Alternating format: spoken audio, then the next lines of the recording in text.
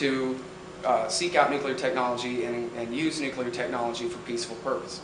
This is a signature that the United States government has also signed, the President has also signed, and the Senate has ratified, and that we are bound to as well. And it says that we are to respect their unalienable right to nuclear technology.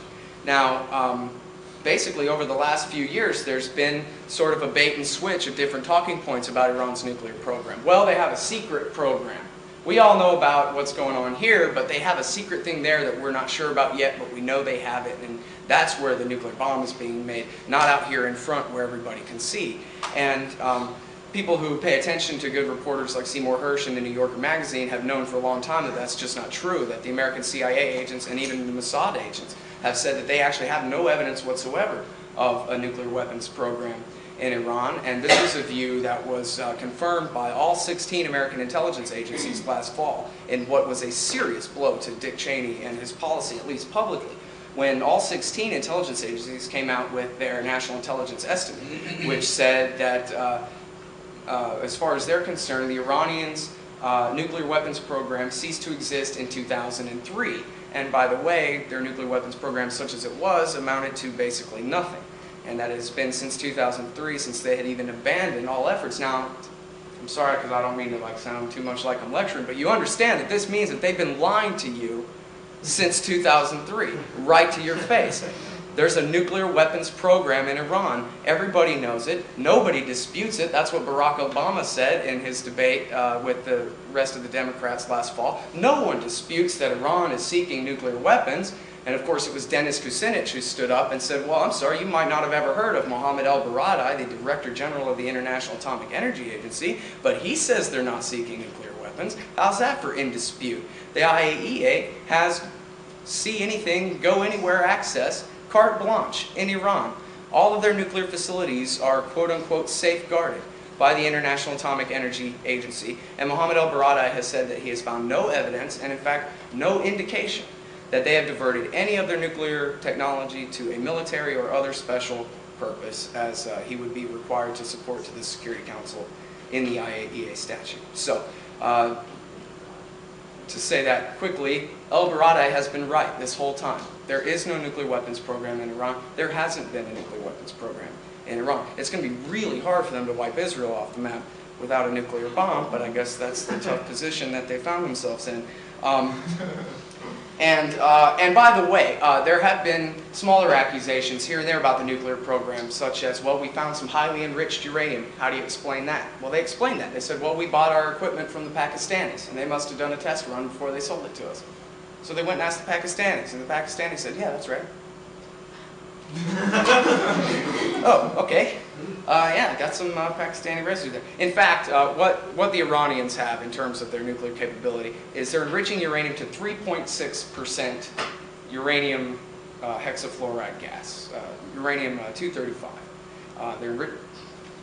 I'm not a physicist. I'm a politics guy.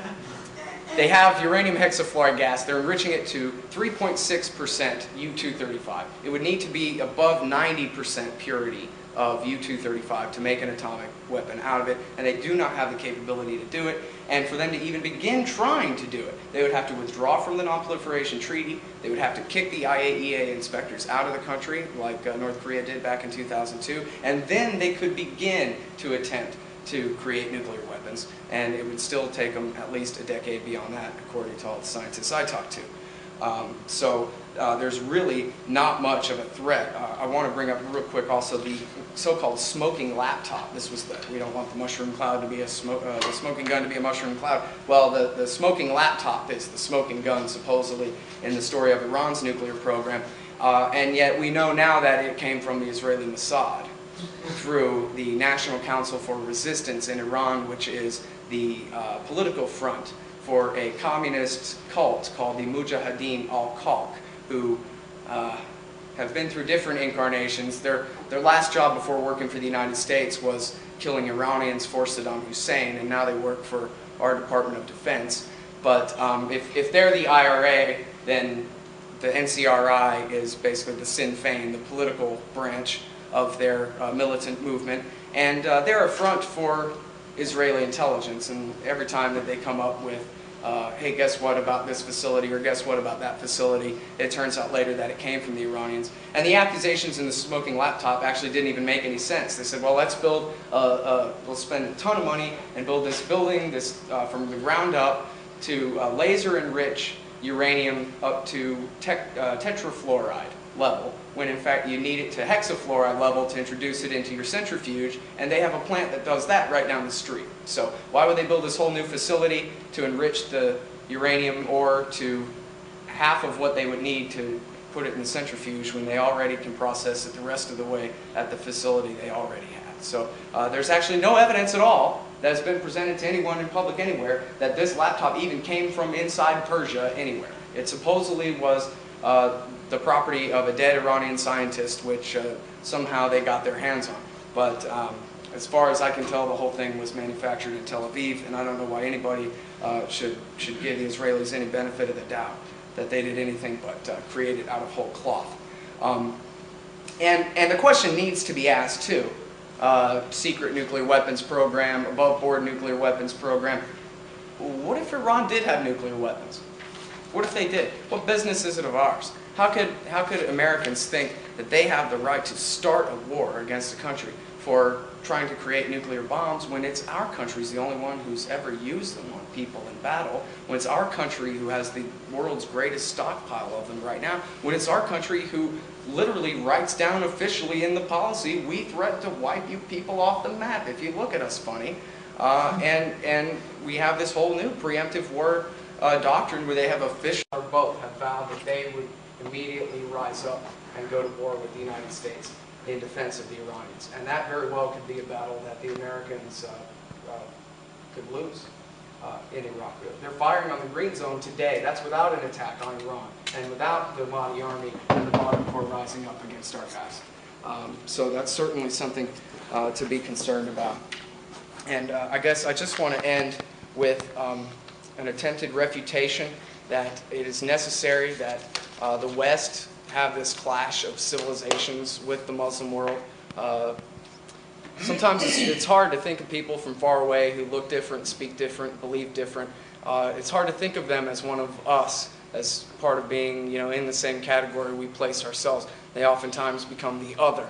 And of course, we see the use of racist language in war to reinforce that, right?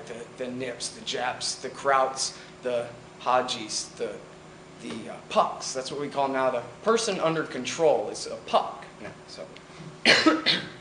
I never tortured any people, but I tortured some pucks, and that was a lot of fun. That literally is the way it goes down. You can find some quotes like that from American soldiers in Iraq talking exactly that way. But I just want to point out that despite the fact that you've never seen pictures of Iran on TV in your whole life, you've never seen a street scene of businessmen walking to work and mothers and children in the park, that's just what Iran is like. It's a bunch of people, just like you and me. They're individuals. They all have the natural right to life and liberty and to not be bombed from the sky. And they're not different than us. They're not mad mullahs. They're not crazy and insane. They may have different interests than the United States, but it certainly is just absolutely wrong to start another war on top of the mess that we've already created. So thank you very much, everybody.